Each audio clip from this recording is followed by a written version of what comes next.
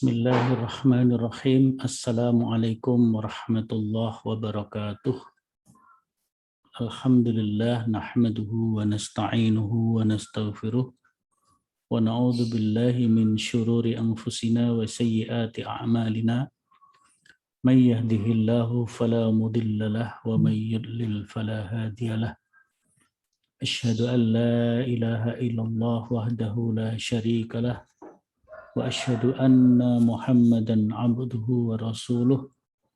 Allahumma salli ala Muhammad wa ala alihi wa ashabihi wa man tabi'ahum bi ihsanin ila yaumiddin, amma ba'd. Alhamdulillah, marilah kita panjatkan puji syukur kepada Allah Subhanahu wa taala. Pada malam hari ini kita dapat bersama-sama berjumpa untuk melakukan kajian tafsir secara rutin pimpinan ranting Muhammadiyah Makam Haji Kartasura. Pada malam hari ini kita akan mengkaji surah An-Nisa ayat 104 sampai 107. A'udzu billahi minasy syaithanir rajim. Bismillahirrahmanirrahim. Wala tahinu fi ibtigha'il qaumi in takunu ta'lamuna fa innahum ya'lamuna kama ta'lamun. وَتَرْجُونَ مِنَ اللَّهِ مَا لَا يَرْجُونَ وَكَانَ اللَّهُ عَلِيمًا حَكِيمًا إِنَّا أَنزَلْنَا إِلَيْكَ الْكِتَابَ بِالْحَقِّ لِتَحْكُمَ بَيْنَ النَّاسِ بِمَا أَرَاكَ اللَّهُ ولا تكن للخائنين خصيما واستغفر الله إن الله كان غفورا رحيما ولا تجادل عن الذين يختانون أنفسهم إن الله لا يحب من كان خوانا أثيما.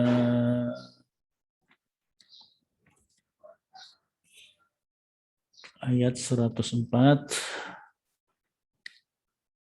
atau ayat-ayat ini ada hubungannya dengan kajian pada ayat-ayat yang lalu, baik itu ayat sebelum 100 sampai ayat 101 sampai 103 ada hubungannya dengan ancaman keamanan yang diterima oleh kaum muslimin dari kaum kafirin. Kaum kafirin yang memusuhi Islam. Sehingga pada ayat yang lalu Allah mengatakan,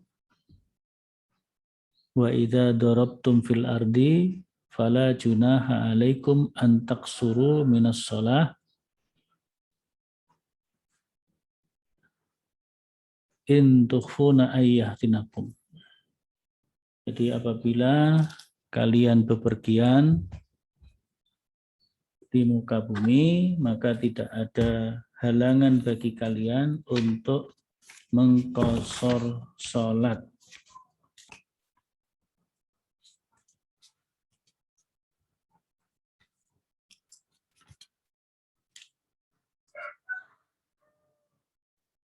Antak suruh miasolas in khiftum ayyaftinakumul ladzina kafaru.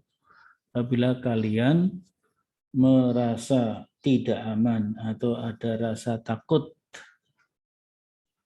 akan fitnah. Nah, fitnah ini yang dimaksud adalah ancaman keamanan yang dilakukan oleh orang-orang kafir. Jadi kalau bepergian maka dibolehkan untuk mengqashar, meskipun ayat ini berkaitan dengan ancaman keamanan, akan tetapi salat qashar atau rukhsah mengqashar salat tidak hanya berkenaan dengan masalah keamanan.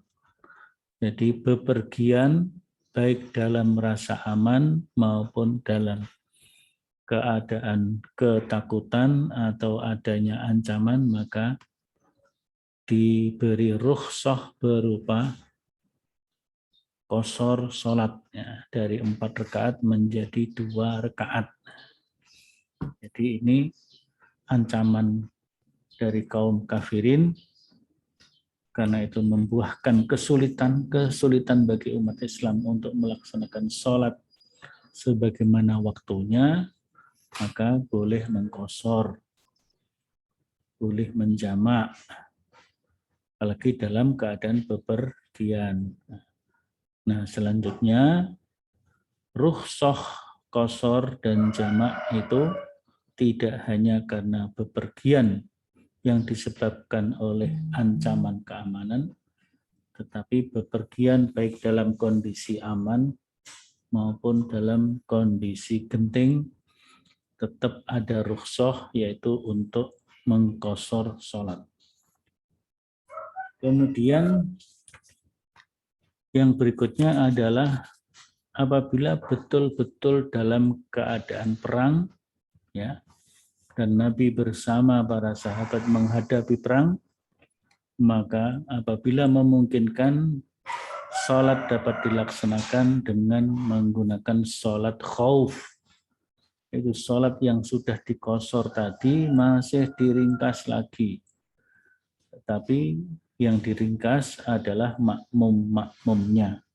Maka makmum dibagi menjadi 2 kelompok. Kelompok yang pertama mengawali sholat bersama Rasulullah SAW. Kelompok yang satu berjaga-jaga dengan senjatanya. Pada rakaat yang kedua, kelompok yang tadi berjaga dengan menyiapkan senjatanya berganti melaksanakan sholat bersama Nabi, sedangkan yang tadi sholat bersama Nabi ganti mundur ke belakang untuk berjaga dengan senjatanya. Kemudian berikutnya mereka 2 kelompok itu mengakhiri sholat bersama-sama Nabi. Jadi kelompok 1 dan kelompok 2 bersama-sama mengakhiri sholat dengan tasyahud dan mengucap salam ke kanan dan ke kiri bersama imam, yaitu bersama Rasulullah Shallallahu Alaihi Wasallam. Jadi itu ada sholat khauf dalam keadaan perang. Untuk perang fisik seperti yang dilakukan oleh Nabi bersama sahabat melawan orang-orang kafir. Kalau perang pada masa sekarang, ya Allahu alam, ya tentu sholatnya bagaimana menyesuaikan keadaan. Maka di dalam tafsir disebutkan sholat khauf dapat dilaksanakan apabila masih memungkinkan. Tapi apabila tidak memungkinkan, maka sholat dilaksanakan sedapat-dapatnya. Yang penting kewajiban sholat tetap dilaksanakan. Sebagai contoh, perang Khandaq atau perang Ahzab itu adalah perang yang sangat dahsyat sehingga tidak memungkinkan Nabi bersama sahabat untuk melaksanakan sholat khauf. Nah, perangnya begitu sengit, ya. Perang yang sangat sengit, yang sangat dahsyat, sehingga semua harus berjaga, mengangkat senjata, tidak bisa sholat, ya, menghadapi musuh. Akhirnya, ya, dalam kisah disebutkan dalam cerita sejarah bahwa Perang Khandaq itu dimulai sebelum asar sampai sesudah maghrib atau sesudah isya. Ada yang mengatakan sesudah isya, sehingga ada 3 waktu sholat ya, asar, maghrib, dan isya. Tapi ada yang menyebutkan ba'dal asri sampai ba'dal isya, sehingga 2 sholat maghrib dan isya dilaksanakan sesudah isya setelah perang selesai. Jadi sholatnya menjadi as-sholatul fa'itah, sholat yang tertunda karena peperangan yang begitu rupa. Ya, jadilah sholatnya dilaksanakan jamak takhir pada sholat isya. Padahal masuk waktu isya, selesai perang.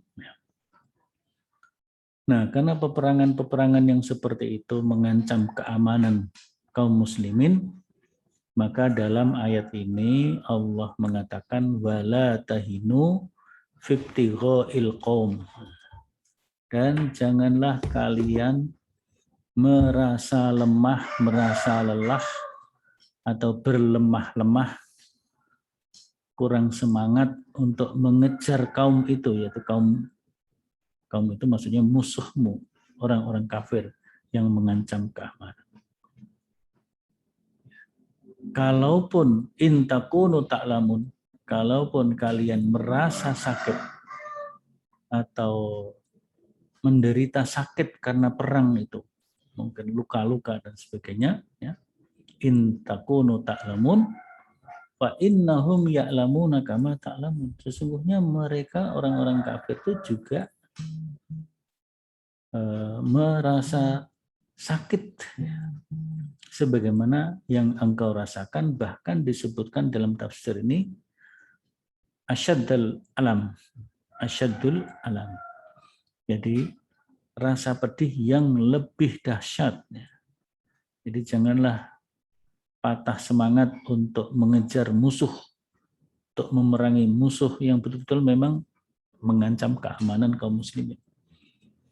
Intakunu tata'allamun, kalau kalian merasa sakit, merasa terluka karena perang dan pengaruh dari perang itu, mungkin jiwanya terganggu dan sebagainya, maka sebenarnya fa'ada'ukum kadzalika yata'allamun. Musuh-musuhmu pun begitu merasa sakit. Asyaddal alam, bahkan lebih dahsyat rasa sakitnya.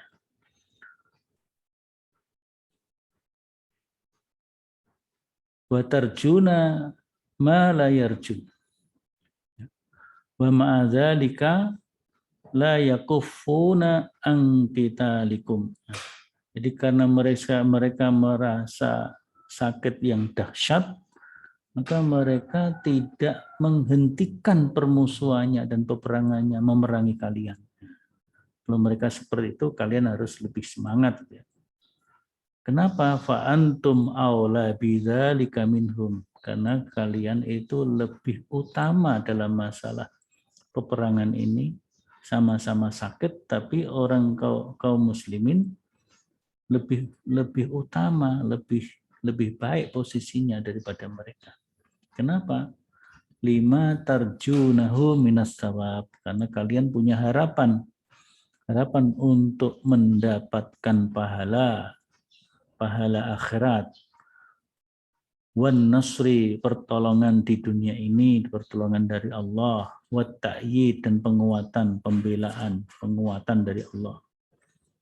Wahum la yarjuna dzalika, sementara mereka tidak punya harapan seperti itu. Wa kana Allahu aliman bikulli ahwalikum, maka dan Allah adalah Allah aliman, maha mengetahui, bikulli ahwalikum, segala keadaan kalian. Kalian baik, kondisinya menang, Allah mengetahui. Maka Allah berikan pahala dan pertolongan dan penguatan. Kalian menderita luka, maka Allah pun mengetahui, maka diberikan an-nasri wa ta'yid, pertolongan dan penguatan, termasuk pengobatan, penyembuhan. Wahum la yarjuna dzalika, mereka tidak punya harapan apapun, itu orang-orang kafir. Maka wa kanallahu aliman bikulli ahwalikum, Allah mengetahui keadaan apapun pada kalian, hakiman dan maha bijak fi amrihi, dalam menetapkan perintah atau mengurus seluruh perkara, wa tadbirihi, dan mengaturnya. Ayat berikutnya, inna anzalna ilaikal kitaba bil haqq. Sesungguhnya kami, Allah, telah menurunkan Alkitab atau Al-Quran kepadamu, wahai Muhammad, dengan hak, bil haq, dengan kebenaran yang hakiki, kebenaran yang mutlak.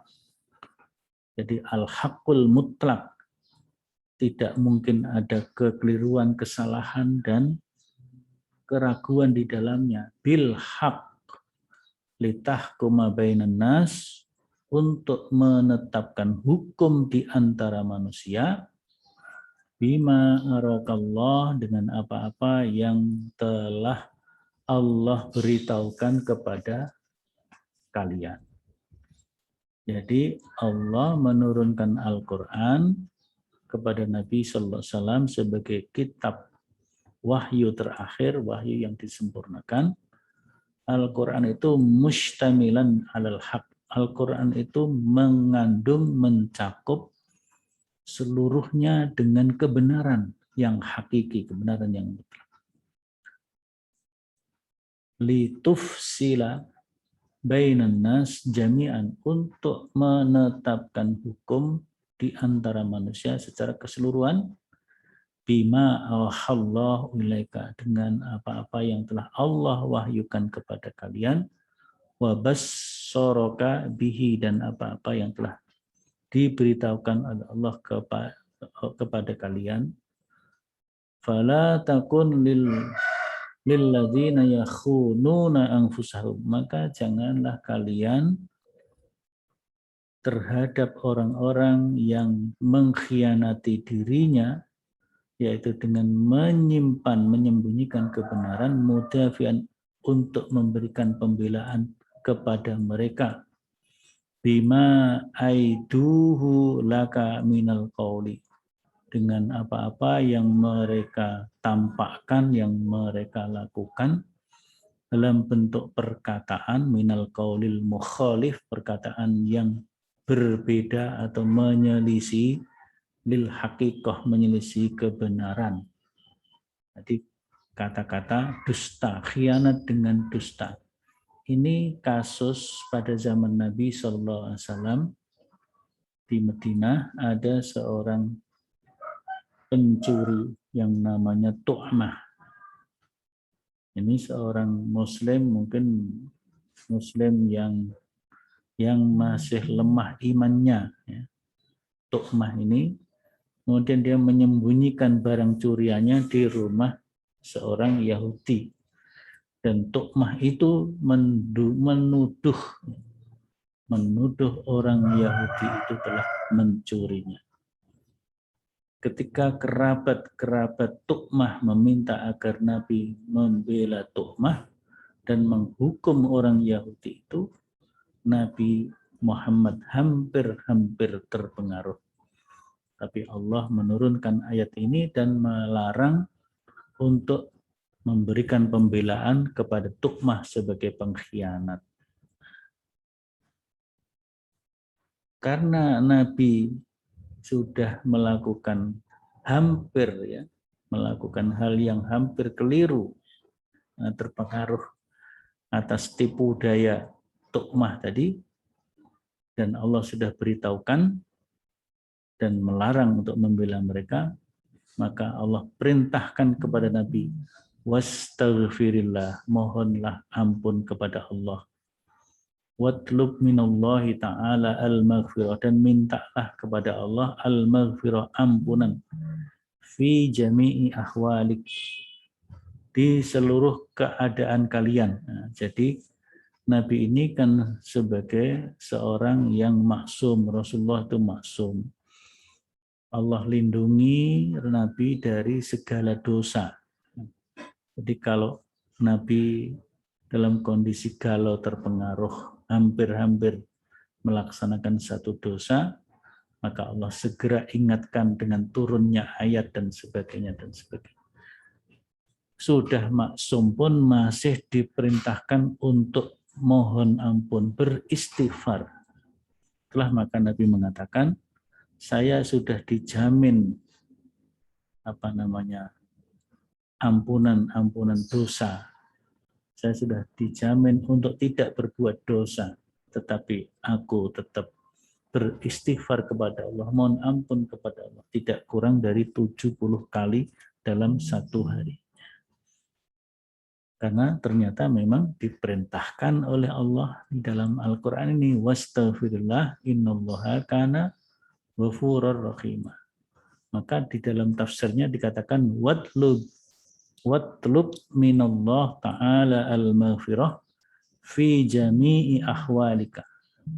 Selalulah mohon ampun kepada Allah dalam keadaan apapun. Dalam keadaan baik, tidak melaksanakan kesalahan, tidak melakukan dosa, mohon ampun kepada Allah. Apalagi ketika kita dalam keadaan salah dan melakukan dosa, maka kita wajib memohon ampun. Kenapa kita perintahkan untuk mohon ampun? Rasul pun diperintahkan innallaha kana ghafurur rahim, karena Allah Maha Pengampun bagi, Allah itu mengampuni bagi orang-orang yang mengharap, liman yarju fadlahu, yang mengharap karunia anugerah ampunan dari Allah Ta'ala, wa nawala maghfiratihi, dan juga menerima ampunannya. Yarju fadlahu wa nawala maghfirah, mengharap anugerahnya, fadilahnya, dan mengharap untuk menerima maghfirahnya. Rahiman bihi, dan Allah juga maha merahmati, maha kasih sayang kepada hambanya tersebut, kepada Rasul dan umatnya. Nah, ayat yang terakhir ini, ayat 107, Allah mengingatkan kembali, ya, meskipun sudah diperintahkan untuk mohon ampun, sudah dilarang untuk membela pengkhianat, maka Allah ingatkan lagi kepada Nabi, wala tujadil, janganlah engkau wahai Muhammad tujadil, berdebat, anil ladzina yakhtanuna anfusahum, untuk membela orang-orang yang mengkhianati dirinya, yaitu mengkhianati diri dengan cara bermaksiat kepada Allah, cara apa tadi, kalau di atas itu disebutkan, yaitu lil khainin ini dalam bentuk kitmanul haq, menyembunyikan kebenaran, dan menampakkan kesalahan, apalagi kesalahan itu ditimpakan kepada orang lain seperti yang dilakukan oleh tu'mah, ya. Maka tu'mah tidak boleh dibela, tidak boleh dibela. Nah, ini juga sekaligus, ya, kalau di dunia ini ada pembela, pengacara, siapa yang dibela, siapa yang diacarai. Yang dibela mestinya adalah orang-orang yang berbuat kebenaran, atau pembela itu paling tidak adalah mendudukkan hukum secara proporsional. Jadi membela orang yang terdakwa, yang tertuduh, terpidana, artinya jangan sampai dia mendapatkan hukuman yang melebihi proporsinya. Itu pembelaan yang benar seperti itu, insya Allah merupakan pembela yang akan mendapat surganya Allah. Tapi kalau dia membela orang yang terdakwa itu untuk membebaskan dari hukuman, padahal dia memang betul-betul bersalah, dia berusaha melakukan pembelaan berbagai macam cara untuk membebaskan dari hukuman, padahal dia tetap bersalah karena ingin mencari jazak balasan duniawi dalam bentuk upah duniawi, maka itu termasuk hakim. Walaupun posisinya pembela, dia juga hakim. Jaksa pun hakim, apalagi hakim yang memutuskan. Jadi itu hakim yang mengkhianati dirinya, mengkhianati kebenaran. Jadi boleh menjadi pembela, membela orang yang terpidana, yang bersalah dibela, supaya hukumannya tidak melebihi kesalahan yang dia lakukan. Nah, itu baru bagus. Nah, cuman yang seperti itu nanti menjadi pengacara yang laku apa enggak, itu masalahnya. Ya enggak laku, tapi akhiratnya selamat. Maka di sini wala tudafi, janganlah kalian wahai Rasul membela orang-orang yang mengkhianati dirinya dalam bentuk bermaksiat kepada Allah, dalam bentuk menyembunyikan kebenaran. Kenapa? Innallaha subhanahu, sesungguhnya Allah itu maha suci, maha bersih. Allah yang maha suci, maha bersih. La yuhibbu man azumat khianatuhu. Tidak menyukai orang-orang yang banyak berbuat khianat, yang besar pengkhianatannya. Wa kasura dzambuhu, dan juga banyak dosanya, banyak berbuat dosa, bergelimang dosa, banyak berkhianat dan banyak bergelimang dosa. Orang yang seperti itu tidak disukai oleh Allah, maka tidak boleh dibela-bela. Demikian kajian tafsir kita pada malam hari ini. Intinya di situ adalah kita diperintahkan oleh Allah untuk ya mengejar terus kaum kafirin yang memusuhi kita. Tentu di sini sesuai dengan konteksnya.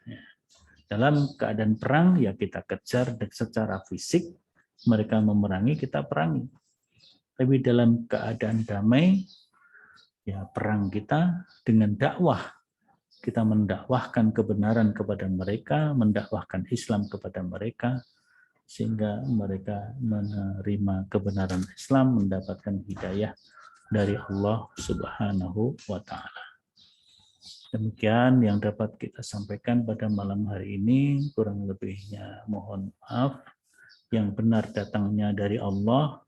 Kalau ada kesalahan itu semata-mata dari kebodohan saya. Allah Ta'ala a'lam. Nasrul minallah wa fathun qarib wa basyiril mu'minin. Wassalamualaikum warahmatullahi wabarakatuh.